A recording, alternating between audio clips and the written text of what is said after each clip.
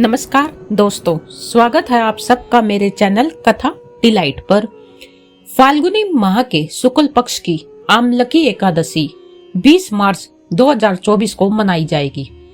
वैसे तो यह व्रत भगवान विष्णु को समर्पित है, लेकिन इस दिन आंवले के पेड़ की पूजा करने का विधान है। कहते हैं आमलकी एकादशी व्रत के प्रभाव से साधक जन्म मरण के बंधन से मुक्ति पाकर विष्णु लोक को प्राप्त होता है। पुराणों के अनुसार आमलकी एकादशी का व्रत करने से 1000 गोदान के फल के बराबर पुण्य प्राप्त होता है। माँ लक्ष्मी की कृपा प्राप्त होती है। तो चलिए जानते हैं आमलकी एकादशी की व्रत कथा। प्राचीन समय में वैदिक नाम का एक नगर था। यहाँ चेतरथ नामक चंद्रवशी राजा का राज था। नगर में ब्राह्मण, वैश्य, क्षत्रिय, शूद्र चारों वर्ण के लोग बहुत प्रसन्न रहते थे। नगर में सदैव वेद ध्वनि की गूंजा करती थी।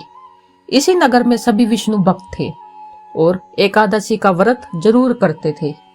एक बार फाल्गुनी शुक्ल एकादशी आई। सभी ने पूजा कथा कर रात्रि जागरण किया। तभी वहां से एक शिकारी भी आ गया जो महापापी और दुराचारी था। भगवान विष्णु की कथा और एकादशी महत्व वो शिकारी सुनने लगा। इस प्रकार उस बहेलिये ने सारी रात अन्य लोगों के साथ जागरण कर व्यतीत की। अगले दिन वह घर गया और भोजन करके सो गया। कुछ दिनों बाद उसका निधन हो गया। शिकारी के अनेकों पापों के कारण वो नरक का भोग बनता, लेकिन उससे अनजाने में हुए आमलकी एकादशी व्रत के फल स्वरूप अगला जन्म राजा विदुरथ के यहाँ लिया। उसका नाम वसुरथ। वसुरथ भी विष्णु जी की भक्ति करता था। एक दिन वह जंगल में रास्ता भटक गया। वहां एक पेड़ के नीचे वह सो गया। उस पर कुछ डाकुओं ने हमला किया, लेकिन दुराचारियों के अस्त्र शस्त्र का राजा पर कोई असर नहीं हुआ। कुछ समय बाद राजा वसुरथ के शरीर से एक दिव्य देवी प्रकट हुई।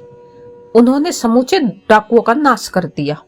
लोगों ने हमला किया, लेकिन उसके शरीर से प्रकट हुई स्त्री ने उन सबको मार डाला और राजा बच गया। राजा जब नींद से जगा तो देखा कि काफी संख्या में लोग मरे हुए हैं। तब आकाशवाणी हुई कि भगवान विष्णु ने तुम्हारी रक्षा की है। कथा के अनुसार यह सब आमलकी एकादशी के व्रत का प्रभाव था। जो मनुष्य एक भी आमलकी एकादशी का व्रत करता है वह प्रत्येक कार्य में सफल होता है और अंत में वे कुंड धाम को पाता है। देवी लक्ष्मी भी इसी व्रत से प्रसन्न होकर व्यक्ति को ऐश्वर्य, धन, सुख प्रदान करती है। धन्यवाद।